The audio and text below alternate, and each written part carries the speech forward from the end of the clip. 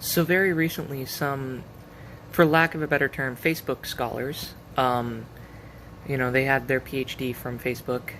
They started spreading this information about face masks and how face masks have been used long before Islam was created to dehumanize and to put people into servitude. And it had this nice little drawing, a very, very detailed drawing of a male anatomical figure put in some sort of what looks like a medieval torture device with a metal mask over their face and head, and covering their eyes as well.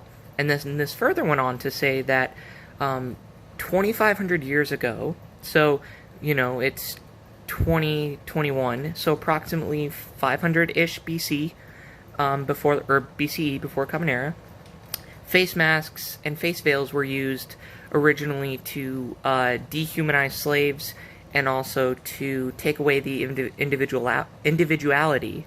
That's a hard word. And then it said Islam adopted it to apply it to women, to cause women to be submissive and subservient, and force women to veil their faces because, again, it removed their humanized appearance and their individuality. So ultimately, these Facebook scholars are claiming that face masks currently that we use for COVID, covers droplets and everything, are used intentionally to dehumanize us and remove our individuality and to keep us in line and make us submissive, because look at all this past history. Well, fun information is that we could see in Assyrian law, back in the Middle Assyrian era, they actually write specifically about veils. So this is about a little bit before this whole claim of 2,500 years ago was used. So specifically, it states that women of high aristocratic rank and status and privilege were to be veiled to denote their separation from the common people, and to show that they were not only taken, but that men should not be looking upon them, and that others should not be looking upon them because they are taken and they are of higher status and wealth than they are. And in fact, any woman or prostitute or slave, it actually did specifically mean slave, that was caught veiled, were to be dragged to the palace entrance. They were hit with a rod 50 times.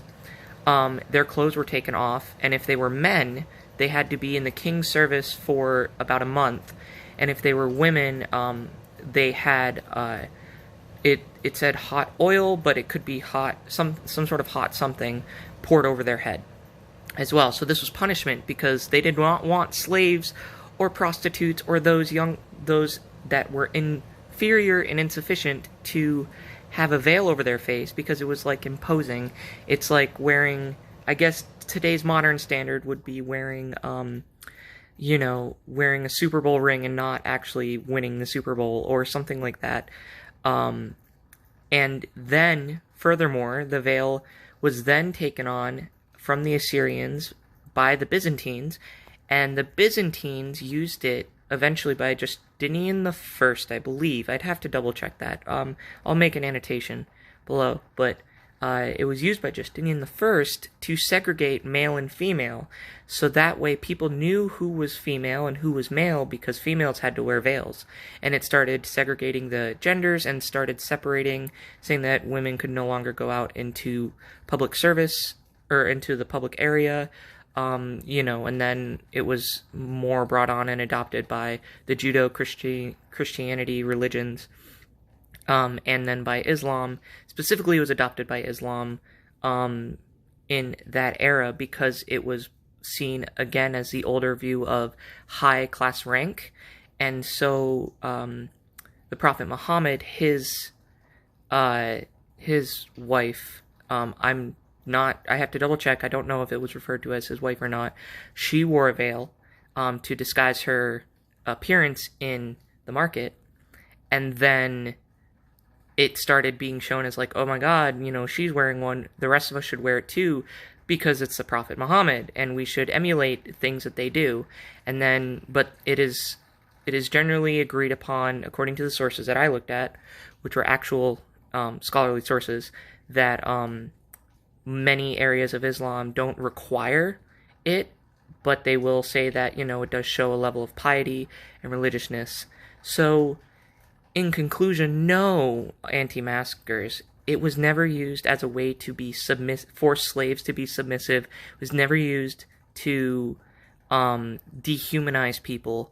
In every case that we can see, it was either used as a status symbol, or in some areas, like in Byzantine, it was used to segregate and separate people. But it was not used, as the Facebook scholars claim, to dehumanize and remove individualism and to make populations submissive.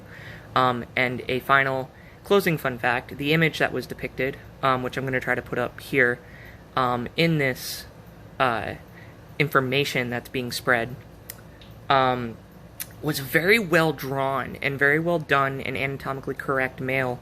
And if you look, it's actually very similar to a lot of the drawings that were used by British museums when they first started showcasing medieval torture devices. Well, most of these medieval torture devices actually never were used or were in creation.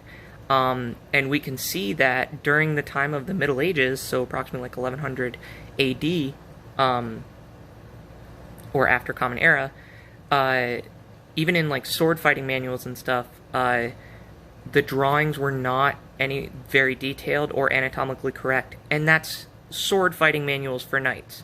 So, it's because artwork and artists were very rare and very expensive, and it took a lot of time, so they don't just draw very specifically detailed drawings like that. So this drawing matches much more to the types of drawings that the British museums created when they created their exhibits on the false medieval torture devices. So there you go. That's the spread of misinformation, and that's how, if you don't know how to research or double check your history with a quick Google search, then you can, try and be swindled by some of these Facebook scholars. So yeah, leave a comment below and let me know.